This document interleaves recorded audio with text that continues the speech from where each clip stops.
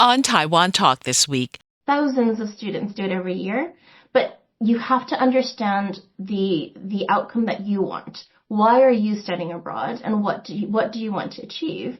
Taiwan punches well above its weight when it comes to the number of international students it sends to the United States every year. Of the over 1.1 million international students in the U.S., Open Door names students from Taiwan as being the fifth largest group after India, China, South Korea, and Canada in that order.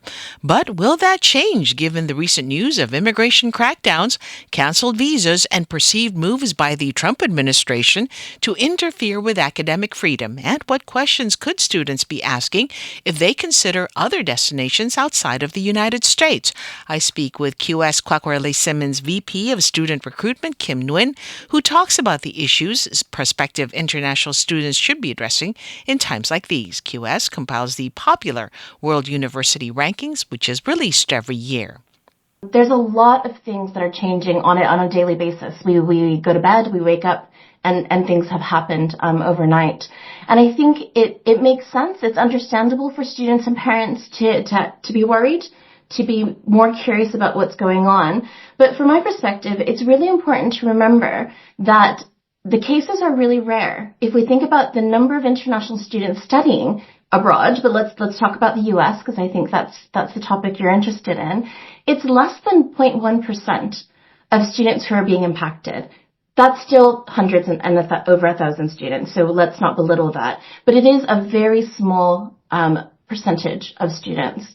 So as we should be cautious, as we should continue to do our research comprehensively and robustly, let's make sure that we understand the severity of the situation.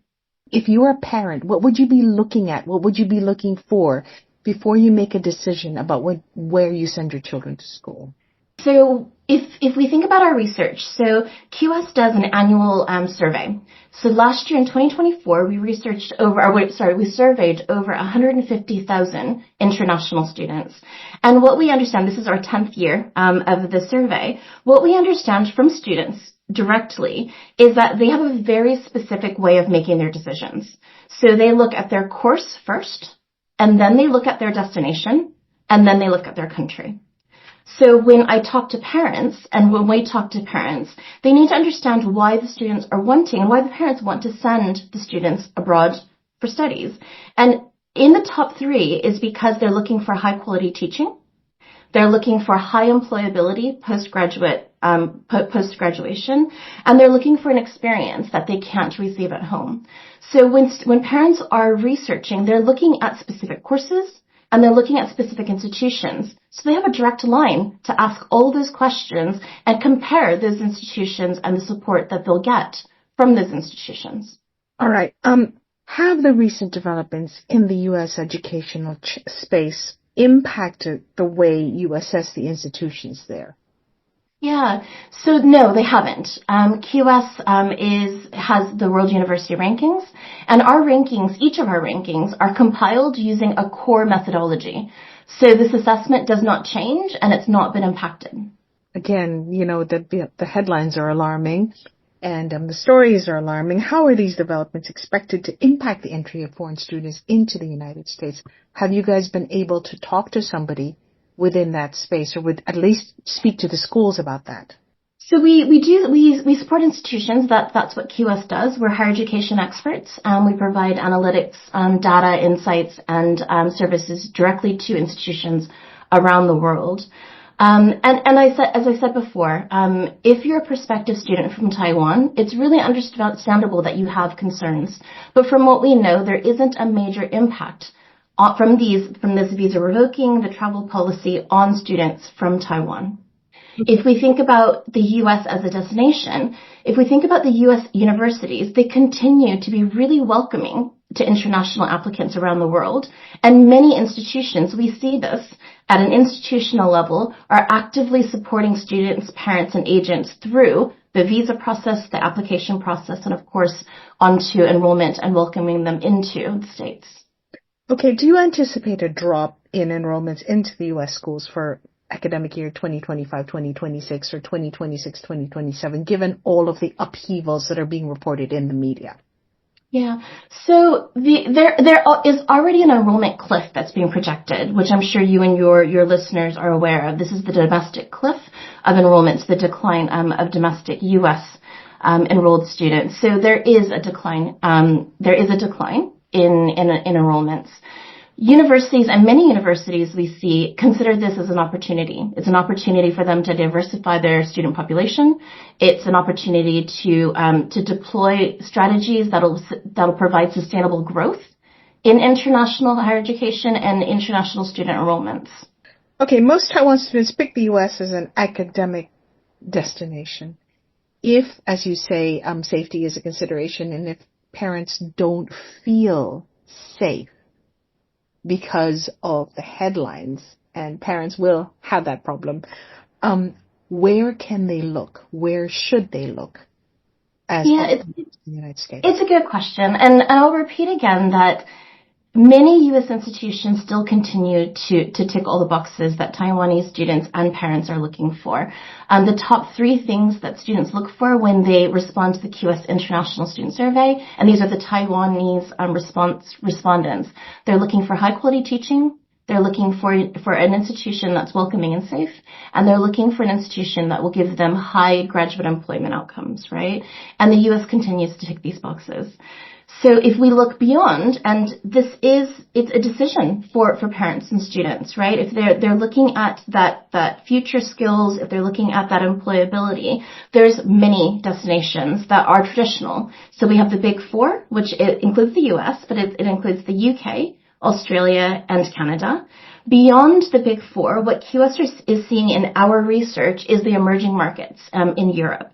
So we've seen the headlines. We understand the numbers coming into France and into Germany as emerging study destinations. We see Spain, Netherlands, and Japan also enrolling hundreds of thousands of international students while providing that high quality of teaching. If a student is determined to go to the States and find themselves having to pivot, what kind of an adjustment process do you think they will have to go through in order to be able to adjust to a new environment? I mean, obviously, we've spoken about Canada and Australia, which offer very similar experiences, I imagine. But if they're having to look at, Germany, for instance, or France, what kind of preparations would you recommend if a student needs to go beyond the comfort zone for them, as it were? Yeah, and it's a good question. I think when we think about institutions, again, we're not talking about a country of Germany. We're talking about a specific institution in a German city.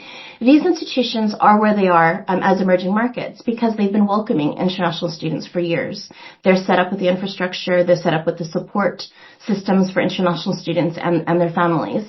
So these are the types of questions students and parents should be asking when they inquire to these institutions about the alumni, being able to speak to current students, being able to understand the community that's there.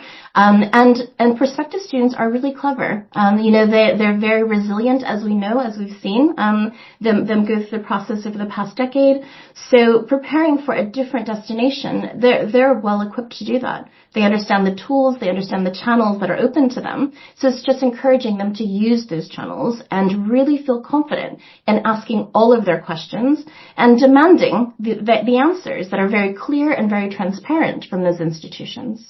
Okay, what kind of a checklist, or do you have one that you would recommend to students that need to sort of look at an alternative destination, a toolkit, things that they need to be looking out for, things that they need to know?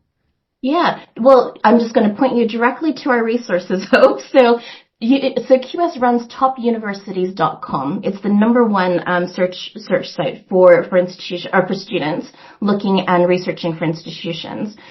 From my perspective, working with institutions and students around the world, it's the same checklist as we spoke about earlier. Students tell us time and time again that their most important factors is that there's high quality of teaching for this program that they're going to.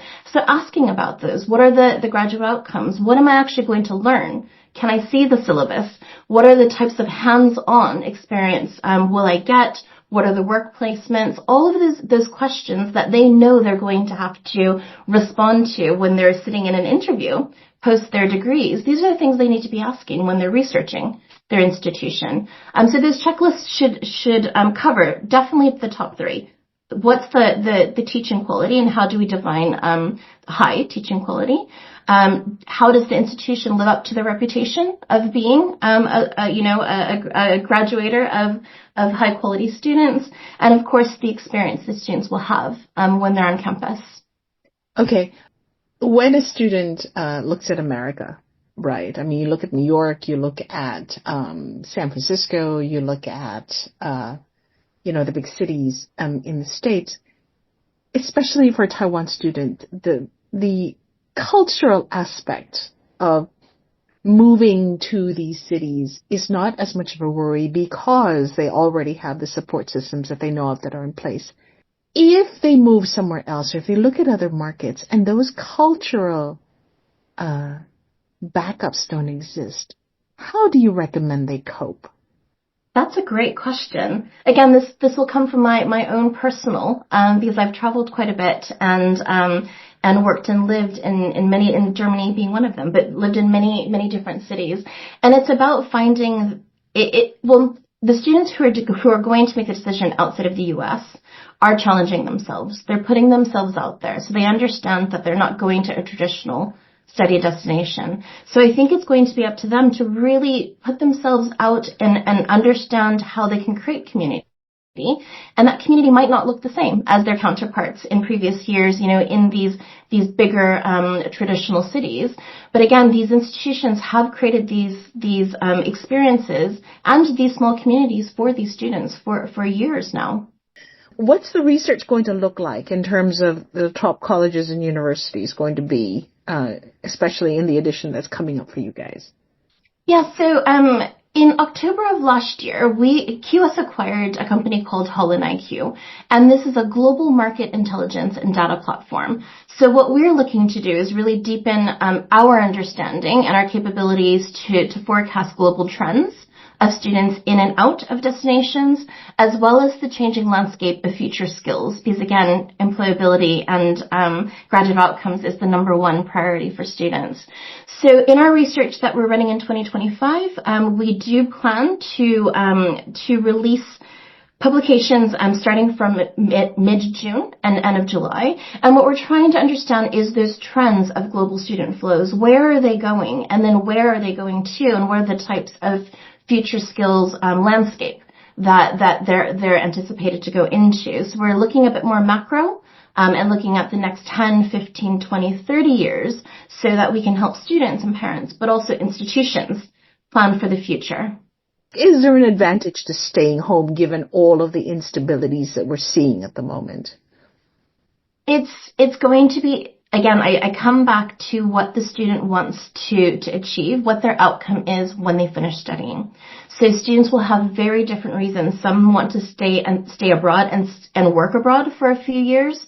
Some want to migrate. Some want to immigrate. Some just want to be able to come back home with a US or a UK or a Canadian experience applied to the companies at home and work there. So it all is going to depend on the course and the career that they're looking for. And it's very individual, and I think that's a message that I do want to send to your listeners, is that it's a very personal thing. Yes, thousands of students do it every year, but you have to understand the outcome that you want. Why are you studying abroad, and what do you want to achieve? And then really align your decisions to those, because that'll continue driving the questions and curiosity you have during your research to make sure that it's going to be fit for you. That was QS Quacquarelli Symonds VP of Student Recruitment, Kym Nguyen.